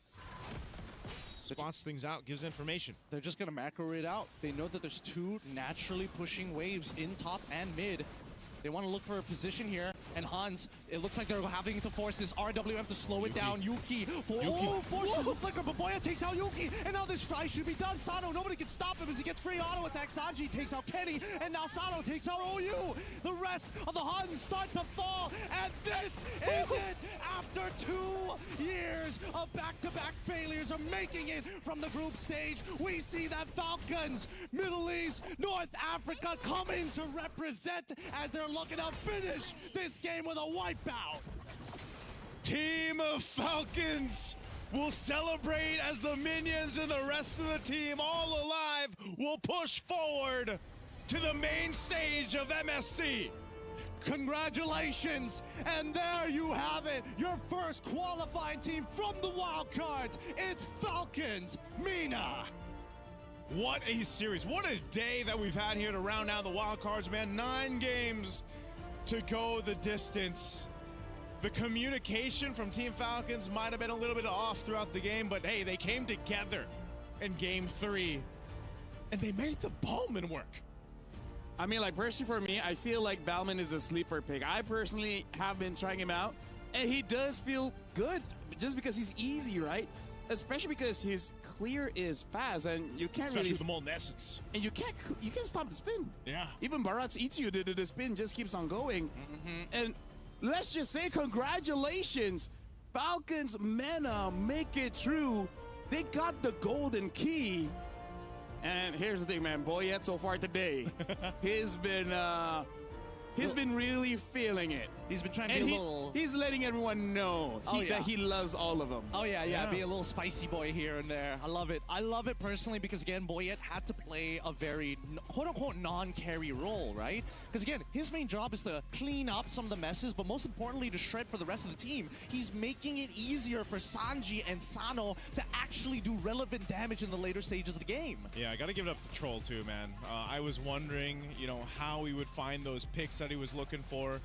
He found them, you know, and he was able to go ahead and dissect his way through those team fights, find the kicks he was looking for, a lot of times on Kenny, a lot of times utilizing even the G-Kondo, you know, and this is a comfort pick. Like I said, this was a hero.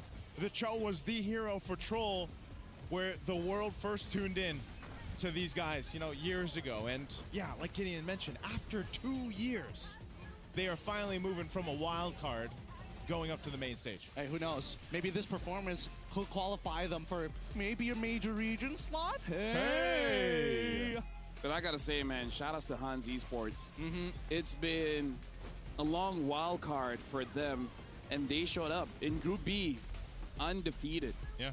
Right? And I don't know, man. I want to see more coming in from Mongolia because it's just one of those regions that people are like, yeah, they haven't made it yet, but you always know that they're just 1 or 2 steps away from making a breakthrough. That's what it feels like. Literally, the only thing that they could potentially work on is just how quick they can adapt to the game, right? I think that's the only thing left because they've got everything else. They've got the macro, they've got the mechanics, they've got everything that Falcons Mina were working up towards. But that adaptability, that's something that Falcons took 2 years to put together. I know. But that's also, a celebration right there. I know, but there's one simple way to solve all of that. What's How? that? Have more competition in Mongolia, man. Yes. Right? Yes. Like in Malaysia, Indonesia, Philippines, it's basically year-round. Yes. If they have something like that, we're in trouble. That's why it's great to see, you know, the tournaments that they do get to compete in to qualify for these internationals, because yeah, they're one or two steps away from just really, I feel like, being such a threat on a main stage. Hopefully we get to see them more on a main stage in the future. Because right now it's essentially like going up against teams that can go to the gym, say, 5 times a week, and they are only limited to 1. Right? Imagine if they can go more days to the gym, like how that would look like. They'd be so jacked. Right? They'd be so jacked. They're already wrestling against horses. They just need a little bit more. But with that, I think we will be having an interview later on. But I'm going to take this time to remind everyone that after this, it's not over just yet. Now that we know Falcons MENA has qualified to the main stage of MSC, we will be having the MWI as well as the MSC group draw after this. So we would know roughly who will fight against who. The schedule, I think we'll figure out later on, but at least we know who are each other's opponents. The groups, basically, right? Like, I'm pretty sure even Falcons will be like, okay, who will be our first victim? I would have loved if Boyette is saying that alongside with Troll. I love the confidence, because again, you got to have that type of mentality facing against some of the bigger boys. Who wants this Ballman? Basically, boom. TLPH, you're like, it's not elimination, right? But yeah, like all fun and game. Shout out to all the teams that competed throughout the wild card, and this is something that a lot of people didn't expect, having Hansa Esports as well as Falcons MENA. I mean, Falcons MENA highest likely to be in the grand finals, but still, it's an amazing 9-game day, and we wish them the best of luck for Falcons to go on the main stage, because again, those 15 teams that's already waiting are no joke. Boys, hot take here. Yes, I think, you know, I know we joke about this every single year, but I think this time round, I know I don't personally say it, but I think this has to be one of the best wild cards ever. I just love wild cards and MWI. I think that this one really goes to show, like, most of the time when I come into these things, I'm expecting like, okay, these are like some of the minor regions, but really they are emerging and they only get better. And I think this time round, they're at a good plateau where they're trying to break through being some of the best players in rank to now some of the best players in the world, and that's a very steep hill to climb. And I think it's always interesting too to be introducing new regions or emerging players, you know, making things kind of more exciting in the international scene of Mlbb. And now, with the victory for Falcons MENA, we're going to be throwing it over to Eterna as well as Coach Paui, just to see how they feel that now they're in MSC. It's such an exciting day here, ladies and gentlemen, as we are with the victors who move on to the main stage. Welcome to MSC, Coach. Yeah. Hello. Hello, okay. We gave you time, you know, a little time to kind of reset after that best of 3. But we gotta ask, after, you know, being in the wild cards for so long and finally being able to bring the team to the main stage, how does it feel right now, and how are the players feeling as well? Right now, we are all like, it feels amazing because this is our first time. I think in the region as well, it's the first time, and me with them, it's the first time also, because last time I think they got eliminated early, last MSC. So now we are just really happy and excited to join the main stage. It showed. I mean, I heard the battle cries earlier on the screams. Such a passionate bunch. And of course, we got to talk to Troll earlier on as well. But after that, it looked like you went straight back into your final game. So did you have enough time to prepare for the last best of 3? To be honest, I already make data for the top 4, like the enemy, like the Alpha 7 and what is this? The Hans, and then what's the other one? I forgot. All the teams, basically all the teams. I make data like yesterday, you know, before I sleep. So whoever we face, we're ready. Okay, so you were prepared. I don't know why, but we're slowly going further and further away. Are you scared of me? Is it? Is there something wrong with me? Do we need to do handshakes? We can do handshakes. There you go. See, I do handshakes, guys. I was nervous. I'm really nervous because it just like I've said, it's first time, and I'm really happy to be here. You know, in Paris, first time as well, right? For all of us, I think, because this is the first time EWC, right, in Paris. So it's good. And we're really proud of you. We're really proud of you. We're proud of you. We're proud of the players as well. I think all the audiences are rallying their support as well in the live chat. I see it in the live chat. But we do have a question coming in from Mirko. It seems like every time you're in a best of 3, you always lose first game, especially today. What's going on? Do you need time usually to kind of analyze the opposing team?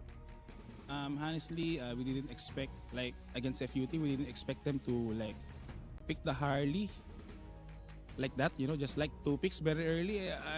We feel like we don't know what to do after that. So after that, we lose, right? One-sided, we got invaded, and then after that we just discussed, guys, we just need to ban Harley. Okay, so you were surprised with the Harley pick in game number 1, but we were also surprised with the Balman pick in game number 3. Could you talk to us about that? Because I mean, technically we do see changes to the Balman, but why do you think it was fitting and how did it succeed? To be honest, that's like super alternative pick because our picks got banned, our mostly like first and second and third picks. So it's like 4th or 5th pick, something like that, because Balmond is really hard to play against, a lot of CC. There's Atlas, there is YZ, I think. So there's so many counter to Balmond at that game. But we just trust because if we play Assassin, it's not gonna work. We already know because we're ahead in game 1, then we just didn't know what to do. I don't know what happened. We lose. So I think we just stick to the first strategy, play utility, and then we win. Okay, so Balman is still a conditional pick. And as we're talking about the meta, do you expect any particular changes maybe coming to MWI and MSC that we could expect? For now, sorry, what's that? Do you think that the meta will change? I mean, we've been seeing a particular meta right now run through MSC, wildcards specifically. Do you think something might change as we get closer to MWI and the main stage? I think I saw there would be a patch, but I didn't read it just yet because we're focusing on our game, So we'll focus on that once we make it to the main stage. So now maybe I will read, later. Okay, taking it step by step. And of course, our final question, obviously, we will have 2 representatives coming in from MENA. What do you think about the landscape of MENA as a region? Do you think they're getting stronger now? To be honest, the competitive is still not like, the MPL, PHID, but it keeps growing, I think. That's all I can say. Okay, it's going to grow. It's continuing to grow as well, and we're excited for that growth, especially as you head over to the main stage. So once again, congratulations. We're going to let you rest. And of course, we're going to throw it over back to the panel, especially Lafel. Back to you.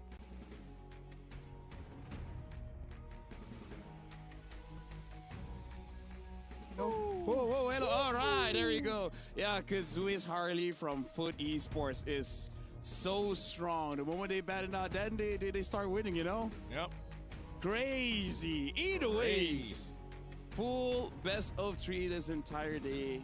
Congratulations to Team Falcons, MENA, and Foot. it's Falcons, Foot, Alpha 7, and the Huns, Man, I didn't expect this. I didn't expect the way the wildcards ended up. I don't know about you guys, but your predictions, and thank you so much for not talking about predictions, man. I know Mirko was like silent about it, but no, please, thank you, dude, so badly. Oh my god. That's the only condition I put on myself when I'm the desk host. I need to prepare so many things so that we'd never ask for prediction. Because who cares about that? Yeah. So what's your that? Right. So what's your prediction for this one? You better not do an MPLBH. Hey, Stop guys, it. Guys, there's still plenty of games to actually Kasian happen Wolf. after this. Hey, big shout outs to Wolf out there. Great guy. Anyways, thank you very much, Gideon, as well as Naisu. You guys have done an amazing job casting that grand finals. And now, ladies and gentlemen, we do know who's going to the main stage, and the wild card is over, but we still have one more agenda for today. We will be having the group draw for both MWI as well as MSC. So make sure you guys don't go anywhere, and then we'll see who Falco will go up against. We'll see you guys during the group draw.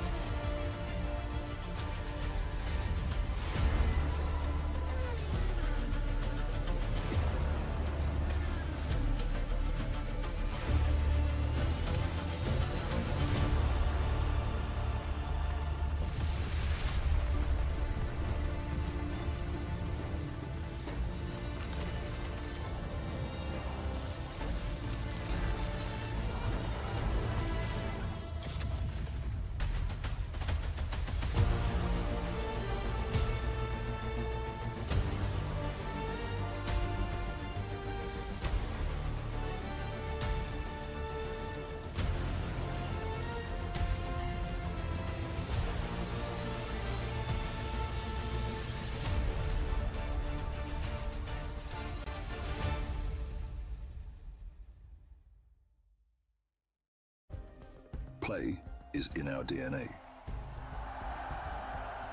Whenever we let it out, it becomes our superpower. Now imagine an entire city being built to supercharge it. Kedepanya City, powered by Play. We were there. For every click, every clutch, every respawn. We were there for the years of grind. And we're here. Now. The proud founding partner of EWC.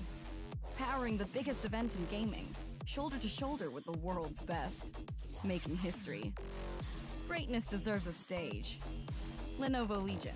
Reach your impossible.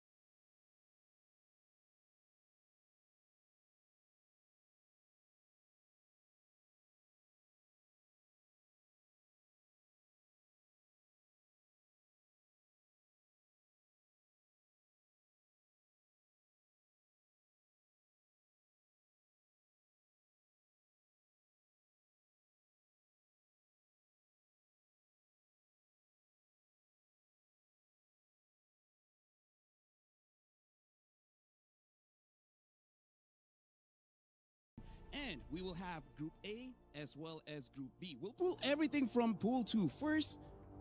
Goes to A, second team goes to B, third team goes to A, etc., until we're done.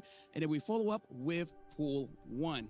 The only interesting thing about this one is that teams from the same region will not belong into the same group. Meaning, if there's two Indonesian teams, one will be in Group A and one will be in Group B. So that's the twist. And that's the main, I would say, rule, right? So we're not going to get a PH, we're not going to Indo, or Malaysia. And you guys might be wondering, for those of you guys back at home, who's in seed 1? Who's in seed number 2?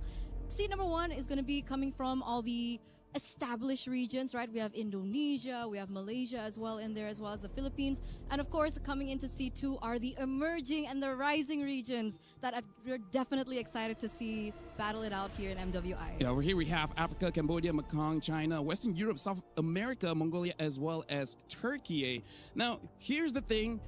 It's interesting that they have to make a special rule just to make sure that neither of us ruin it. Now, here's the thing.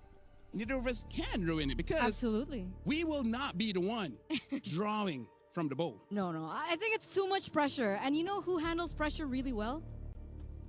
Our fellow friend, Mirko. Mirko? Frederick, please welcome. Come on over. Ladies and gentlemen, give it up for Mirko. He will be the one to actually be selecting the teams. Well, selecting. It's wholly RNG. So how do you feel that the responsibility now is on your shoulders? It's just another day at the office, pretty good matches. I'm here for the women's games. All right. What made you, volunteer? Because I heard that you volunteered for this, actually.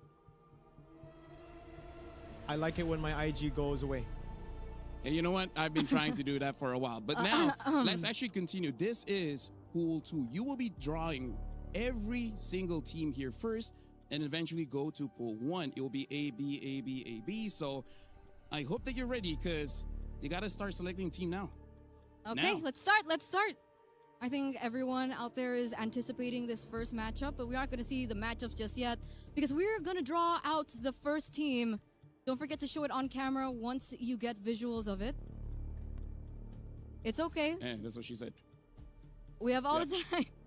And the first team is Seita. All right, our representative from the Chinese region. Yeah, so right now it looks like Seita will be the first team from the second seed moving over to Group A. Now the next team you will choose will be going over to Group B. So this one, we're going to be finishing everything from here. Yep. Let's go. Let's go again. So right now we still have Africa, Cambodia, Mekong, Western Europe, South America, Mongolia, as well as Turkey. And let's look at the second team here. Okay. And the next team is Foot Esports from Turkey. All right, so at least for now, looks like Seita as well as Foot Esports, they will not be in the same group. It will be different groups, Group A and B. Now going for Group A again. We'll see the second team entering Group A. All right, we still have Africa, Cambodia, Mekong, Western Europe, South America, and Mongolia. So the third team here. It's going to be Aurora Gaming from Mongolia. All right, so it looks like in Group A, we have Seita as well as Aurora Gaming. And right now, we have to see who will be joining Foot Esports in Group B. So far, this means nothing just yet because we do not have the matchups. After we finish Pool 1, then we will officially have the matchups here. Okay. Next team is MIBR Loss. All right. From South America. Yeah. All right, so right now, looks like Turkey and South America will be in Group B. Now, go for Group A again. We only have 4 more teams here, Eterna. Let's see the final 4. And the next team will be... This is for Group A. Geeke Esports from Western Europe. Our first representative from WEU here at MWI. All right, so it looks like Geeke will be joining China there. So now we're just going to go through. I'm pretty sure, especially the ladies watching, they're very nervous for this one. Because again, we will only know the matchups after we finish Pool 1. And this is Galaxy Phoenix. Okay, from Cambodia. All right, and now we only have 2 more, Mirko. This shouldn't be that difficult. We still have Africa as well as Mekong. And the next one is Twisted Minds from Mekong. Yep. So that means The final team here, which I believe will be in Group B, is Team Falcons MENA from Africa. But again, just to officiate, show it to the camera. There you have it. Team Falcons MENA. All right, so now every single team from Pool 2 has been drawn. Now we got to look at Pool 1. This is the established regions, Malaysia, Indonesia, Philippines, Myanmar, North America. This is the ones that everyone from Pool 2 has to be careful of. Yeah, we have the defending Just go. champions there. We have a very strong region in Navi as well in there. So we're gonna kick things off. Our first, In Group A, it's Team Falcons ID. ooh, Team Falcons ID with a revamped roster, but of course we still have Violet and Agatha. So if you guys are familiar with those players, they're still gonna remain with some new players as well to kick things off. Yep, and for you guys at home, make sure you guys keep in mind we're going to be showing the tournament bracket here. Give me a sec while I take a look at this. And looks like I will not be able to look at it because my eyesight is pretty poor. So hopefully you guys at home are paying attention because I cannot. Yeah, I didn't bring my glasses. Well, Yes, Miracle has glasses. Wait, let's try it. Miracle, can you see it? I can see things. All right, there you have it, guys. He can see things. Well, with that being said, you guys at home are seeing the tournament bracket, and those are the second seed teams. And now I believe we will be seeing, but either way, I feel like we will still count that first one. Team Falcons ID is the first team drawn from Pool 1. Okay, so let's move on to our second team. And with that, I'm just letting you know, Mirko, is that we got Team Falcons ID in Group A. So if we do get Team Vitality in Group A, we will have to push it to Group B because Indonesia and Indonesia cannot be in the same group. So please.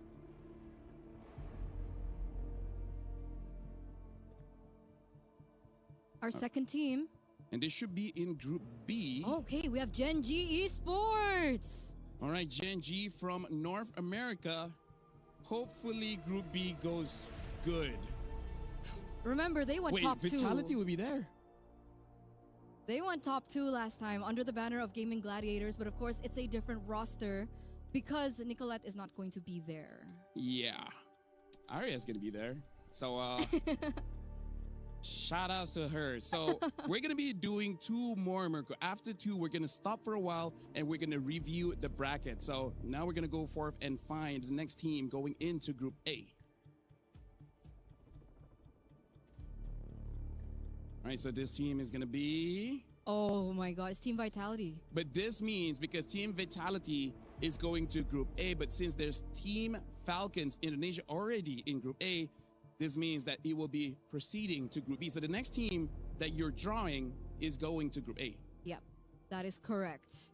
Team Vitality are defending champions on their way to look for their 4th title. So imagine that. All right. So now the next team is Team Ray Young from Malaysia. Mm-hmm. It's a new representative. They were able to beat Navi Malaysia. Yeah. So it really is a big deal that they're coming through here, wondering what they're going to be able to bring to the table at MWI. Okay, we're gonna stop for a while, allowing time for the bracket to really go through. For now, I'm sure there's no stakes for you, but how do you feel about the draw so far? There's only 4 more teams left. I think I got really good teams, I got really good teams, really good matchups. I think MWI will be, this year, the best ever. Oh. How do you feel that we had to make a specific rule just to make sure we do not screw it up for everyone else here? I think it's because of us. Me and you, LaFell. Yeah, when was that? When was that? MSC 2023, but pretty good because for us at least, Indo won. All right, right now. That's true. Apologize. Let me just check. This is the tournament bracket. Looks like it's going to be Team Falcons ID going against Seda, as well as Team Ray Young against Aurora Gaming. For now, we're still waiting for the bonus of GK as well as Twisted Minds. And this shows the next part of the brackets, ladies and gentlemen. And we still have 4 more teams from Seed 1 to figure this out. I'm not running that far. I will do that again later. Okay, I will do that again later because we do have 4 more teams left. Once we're done, I'll run to the camera. No It's okay. problems. It's no problem. Right. Go for it. He's a big runner. He's a big for it. runner. I'm a big runner. runner. He loves running. That's not something I hear often. So yes, let's see. Which team have you drawn now? Let's see. We still haven't got Navi yet. Ah, Navi. Okay. Well, How never did mind. you know? How did you know? Me and Miracle, we're in sync. When he touches something, I know what he's touching. You guys are connected like that. I love the chemistry. I But wish yes, we're not. It's Navi. All right, so hold on. Let's see. Vitality has been done. Yep. Falcons have been done. Navi has been done. Right now, we still haven't gotten Myanmar, MENA, as well as EECA. That is true. Go for it. So let's see who's going to Ikuzo. be taken out first. That sounds very tricky. Who'll be taken out first? It is brutal, guys. Okay, there you go. Geltec Cyber Team from EECA. All right, so now there's only 2 more left. It's between Myanmar as well as MENA, Virtus Pro as well as Falcon Daisies. Falcon Daisies. I love that Falcon name. Daisies, go for it. I love that name. I love that name. How's the balls? I'm pretty good at, yes. Yeah, well, All right. Next, Falcon Daisies. There you go. Another new representative coming in here for MWI. Very excited once again to see how they will be performing later on. yeah. And now we only left with Virtus Pro from MENA. But again, let's just just get on with it. All right, so now show to the camera.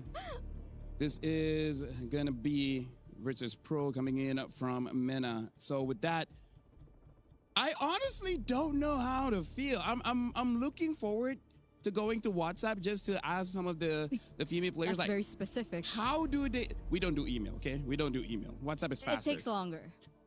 7 business weeks, you know. So it takes a while. What do you think so far for the draw? And mind you, after this we will be doing MSC. So this one you might be okay. The MSC one I'm not so sure. Yeah, I think my socials are safe for now, so it's a good thing. And great matches, competitive matches. MWI always has surprises for us, so I don't think it'll be anything less than that. Yeah, honestly, Wildcard is amazing. MWI is amazing. MSC is copy paste, but either way, hopefully this time is gonna be fun. Let's not have a 4-0 grand finals, right? For now, let's look at the brackets just to see how it shapes up. Let's walk. Oh yeah, let's We walk. can walk together. You can stay there. You're Miracle all doesn't good. want to come. Right, so right now we're looking at the tournament bracket here. It looks like it's going to be Team Falcons ID going up against Seda, Team Ray Young against Aurora Gaming, Caltech Cyber Team against Geek Esport, and Virtus Pro against Twisted Minds. All right, so very interesting matchups that we're going to see. We're looking at some new faces. We also have familiar faces coming back into the fray. So I feel like, I know it's not the wild card, but it's Yeah. definitely going to be wild card results. So just now it was Group A. Now we're looking at Group B. It's going to be Gen G going up against Foot Esports. Later on, it's going to be Team Vitality against MIBR Loss. And then Navi going up against Galaxy Phoenix, as well as Falcon Daisies against Team Falcons MENA. Let me just tell you, Eterna, Arya specifically asked me just to make sure that they're not going to get into this kind of group, not with Team Vitality, not with Navi, yeah. not with Falcon Daisies. So- As much as Mirko said is okay, I feel like some people might be slightly upset with how you've drawn specifically for Group B. Is that the right mentality to have, though? If you want to be the best, you got to beat the best. No excuses, no easy matches. So prove you're the best. Honestly, I agree with Mirko. To be the best, you got to beat the best. That's why I keep beating myself. Yeah, because, you know, Self-pain. greatness is earned, right? There you go. Nothing Nothing. is granted, everything is earned. Now, here's the thing. Eterna, Mirko, thank you very much. We're done with MWI. You're welcome, you're welcome. But we still have one more group draw for MSC. So, not sure whether we're going to get you again or not. But for you guys at home, make sure you guys stick around. Because when we return, we're going to see the MSC Group A and Group B. See whether we get the good groups or not. See you guys then. See you after, guys.